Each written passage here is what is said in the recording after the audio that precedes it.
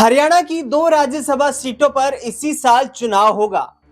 Congress party को 2024 में मिली 37 विधानसभा सीटों की जीत के बाद ये उम्मीद है कि आने वाले वक्त में ही कांग्रेस पार्टी का हरियाणा से राज्यसभा में इस बार खाता खुलता हुआ नजर आएगा। दरअसल बता दें आपको कि हरियाणा में राज्यसभा की सीट जीतने के लिए 30 विधायकों के समर्थन की आवश्यकता होती है। कांग्रेस पार्टी के साथ 37 विधायक हैं। ऐसे में एक राज्यसभा सीट पर कांग्रेस पार्टी का कब्जा हो सकता है और दूसरी सीट बहुत आराम से भारतीय जनता पार्टी जीत सकती है, क्योंकि उनके पास 48 बीजेपी के विधायकों के साथ साथ 3 निर्दलीय विधायकों का भी समर्थन है। लेकिन सबसे बड़ी चर्चा यही है कि कांग्रेस पार्टी से राज्यसभा कौन जाएगा। बता दें आपको कि 2024 के लोकसभा चुनाव से ठीक पहले भारतीय जनता पार्टी को छोड़कर कांग्रेस पार्टी का दामन थाम चुके पूर्व केंद्रीय मंत्री चौधरी वीरेंद्र सिंह के बेटे बृजेंद्र सिंह, जो कि हिसार के पूर्व सांसद रह चुके हैं, इन दिनों लगातार हरियाणा में यात्राएं कर रहे हैं। पिता पुत्र की जोड़ी अपने सियासी जनाधार को मजबूत करने में जुटी हुई है। ऐसे में जाट चेहरे के रूप में चौधरी बृजेंद्र सिंह सबसे बड़े कद्दावर और यहां पर कहीं ना कहीं सबसे बड़े दावेदार भी माने जा रहे हैं, क्योंकि जिस तरीके से पूरे हरियाणा के तमाम जिलों की वो यात्रा कर रहे हैं, कांग्रेस हाईकमान का ध्यान अपनी ओर आकर्षित करने का प्रयास किया जा रहा है। राजनीति के जानकारों की माने तो चौधरी बृजेंद्र सिंह आगामी वक्त में राज्यसभा में एंट्री कर सकते हैं हरियाणा कांग्रेस के कोटे से। दूसरी ओर खबर यह भी सामने आ रही है कि चौधरी बृजेंद्र सिंह ने हाल ही में एक बयान दिया था, जिसमें उन्होंने कहा था कि 2024 में भारतीय जनता पार्टी को छोड़ने से पहले उन्होंने कांग्रेस पार्टी हाईकमान से इस बात का कमिटमेंट नहीं लिया कि उन्हें लोकसभा की टिकट ऑफर की जाएगी, और जिसका कहीं ना कहीं खामियाजा उन्हें भुगतना पड़ा। हालांकि बृजेंद्र सिंह को यह उम्मीद थी कि उचाना विधानसभा सीट से उन्हें जीत हासिल होगी, लेकिन वहां पर भारतीय जनता पार्टी ने अपना कब्जा 2024 के हरियाणा विधानसभा चुनाव में मजबूत कर लिया।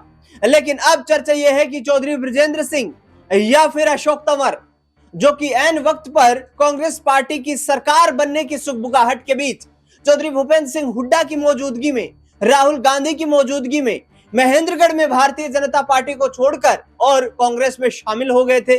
चर्चा लगातार यह है कि आखिरकार ऐसे चेहरे के रूप में अशोक तंवर भी अपनी दावेदारी पेश कर रहे हैं। इस पूरे मुद्दे पर चर्चा करेंगे कि आखिरकार कांग्रेस पार्टी किसे बड़ी जिम्मेदारी सौंपने जा रही है, और इस खास चर्चा में मेरे साथ जुड़ेंगे मेरे वरिष्ठ सहयोगी अमन जी। 5 राज्यसभा की सीटें, 4 सीटों पर भाजपा का कब्जा, 5वीं सीट पर अमन जी निर्दलीय कार्तिकेय शर्मा, या यूं कहें कि भाजपा समर्थित राज्यसभा के सदस्य। ऐसे में कांग्रेस पार्टी को जो उम्मीद दिखाई दे रही है, बृजेंद्र सिंह भी ताल ठोक रहे हैं बड़े जाट नेता के होने के नाते, और एससी वोट बैंक को यहां पर मद्देनजर देखा जाए तो यहां अशोक तंवर का नाम सबसे तेज चर्चाओं में चल रहा है। किसकी दावेदारी मजबूत समझते हैं? देखिए, बिल्कुल अभी लगातार चर्चा इस बात को लेकर दिनेश जी हो रही है। हम हरियाणा की बात करें तो क्योंकि यहाँ पर लगभग बराबरी का मुकाबला है, क्योंकि अगर आप आंकड़ों पे भी देखें तो एक सीट बीजेपी की तरफ जाते हुए दिखाई पड़ती है, तो एक सीट कांग्रेस पार्टी की जो है झोली में जाती हुई दिखाई देती है। लेकिन नामों पर चर्चा बीजेपी में भी चल रही है, कांग्रेस पार्टी में भी चल रही है, और 3-4 नाम अगर कांग्रेस पार्टी के हवाले से देखें तो अजय माकन को लेकर भी चर्चा है कि क्या उनको उनके नाम पर मोहर लग सकती है। इसके अलावा जिस तरह से बृजेंद्र सिंह के नाम पे कहीं ना कहीं बात चल रही है कि क्या उनका नाम आगे बढ़ाया जा सकता है, और जिस तरह से कांग्रेस पार्टी में दोबारा शामिल हुए एससी के बड़े चेहरे माने जाते हैं अशोक तंवर, क्या उनके नाम पे मोहर लग सकती है। तो कांग्रेस पार्टी के लिए भी अभी इन चीजों को तय करना उतना आसान नहीं रहेगा, क्योंकि 3-4 बड़े नाम उनके पास हैं। अब ऐसे में किस नाम के ऊपर वो मोहर लगाएंगे, क्योंकि अजय माकन बड़ा चेहरा माने जाते हैं, हमेशा कांग्रेस पार्टी की आवाज को बुलंद करते हुए देखे जाते हैं, राष्ट्रीय स्तर के नेता हैं, तो हो सकता है कि उनके नाम पर मोहर लगे। लेकिन जातिगत समीकरण साधने के लिए कांग्रेस पार्टी हो सकता है यहाँ पर जाट चेहरे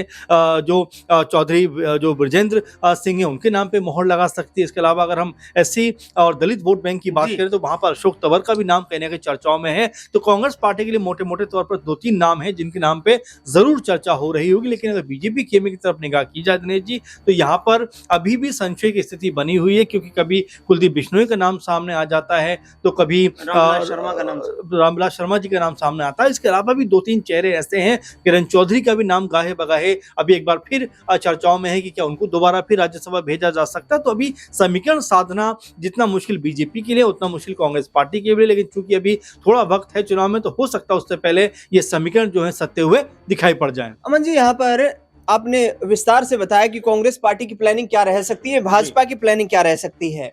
मैं यहाँ पर चर्चा करूं यदि जातीय समीकरण के आधार पर, तो सीएलपी लीडर चौधरी भूपेंद्र सिंह हुड्डा, यानी कि जाट समुदाय को एक बड़ी जिम्मेदारी दी गई है, सीएलपी लीडर नेता प्रतिपक्ष। हरियाणा के प्रदेश अध्यक्ष कांग्रेस से राव नरेंद्र सिंह, यानी कि ओबीसी का प्रतिनिधित्व भी नजर आता है। ऐसे में राज्यसभा का जो एक कांग्रेस पार्टी का खाता खुलता हुआ नजर आ रहा है, दलित जो समाज है वहां से कोई मजबूत प्रतिनिधित्व दिखाई नहीं देता है। हालांकि सिरसा से जो सांसद हैं कुमारी सैलजा, वो मजबूत चेहरा है हरियाणा का, एससी चेहरा। ऐसे में क्या यहाँ पर एससी को प्रेफरेंस दी जाएगी, जिससे आगामी वक्त में राहुल गांधी भी हाल ही में जो जिला अध्यक्ष हैं उनके ट्रेनिंग शिविर में पहुंचे हरियाणा के कुरुक्षेत्र, और उन्होंने ये कहा कि हम सभी समाज को एक साथ लेकर चलने का प्रयास कर रहे हैं। तो ऐसे में एससी का प्रतिनिधित्व बढ़ाने के लिए, उनकी मौजूदगी को पार्टी में मजबूत करने के लिए क्या अशोक तंवर की दावेदारी यहाँ पर बृजेंद्र सिंह पर भारी पड़ती हुई नजर आएगी? क्योंकि जाट राजनेता के तौर पर देखा जाए तो भूपेंद्र सिंह हुड्डा सबसे बड़े राजनेता के तौर पर हरियाणा कांग्रेस के पास मौजूद है। बिल्कुल। और देखिए दिनेश जी, इसमें कई चीजों को साधना करने का जरूरी हो जाता है। आप देखें जातिगत समीकरण की आप बात कर रहे हैं तो बिल्कुल इसमें कोई दोराई की बात नहीं कि जिस तरह भूपेंद्र सिंह हुड्डा को कह सकते हैं कि विपक्ष का नेता बनाया गया, उसमें भी लगभग साल भर का वक्त लग गया और लगातार जो सत्ता पक्ष था वो ये भी कहता हुआ नजर आता था कि जो अपना विपक्ष का नेता तय नहीं कर पाते वो हमारे ऊपर सवाल करते। और आपने देखा कि जब नेता विपक्ष बनके पहली बार विधानसभा में जब भूपेंद्र सिंह हुड्डा पहुंचते हैं तो बाकायदा नायब सिंह सैनी उनकी खूब तारीफें भी करते हुए नजर आते हैं। तो हर कोई ये कहता है कि भाई ये जो मामला है ये किस तरह का दिखाई पड़ता है आपस में, आखिर ये तारीफों के जो समा है ये क्यों बनता हुआ दिखाई पड़ता है। तो क्या यहाँ पर कोई साठगांठ हो सकती है, इसको लेकर भी लगातार चर्चा हुई। लेकिन जो आपने मूलतः तस्वीर दिखाई कि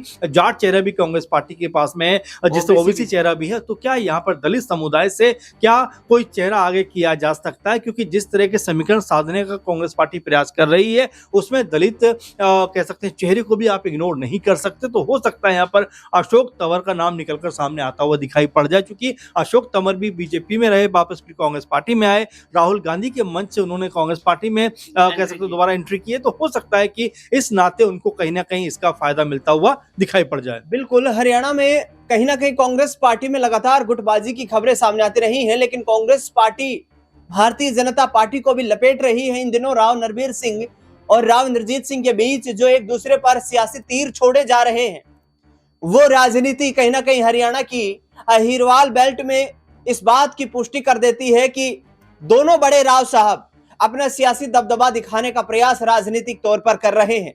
लेकिन देखना बेहद दिलचस्प रहेगा कि कांग्रेस पार्टी हरियाणा की एक राज्यसभा सीट पर जहां उनका खाता खुलने की उम्मीद नजर आ रही है, वहां किस चेहरे के ऊपर दांव खेलती हुई नजर आती है। इस खास रिपोर्ट में फिलहाल इतना ही।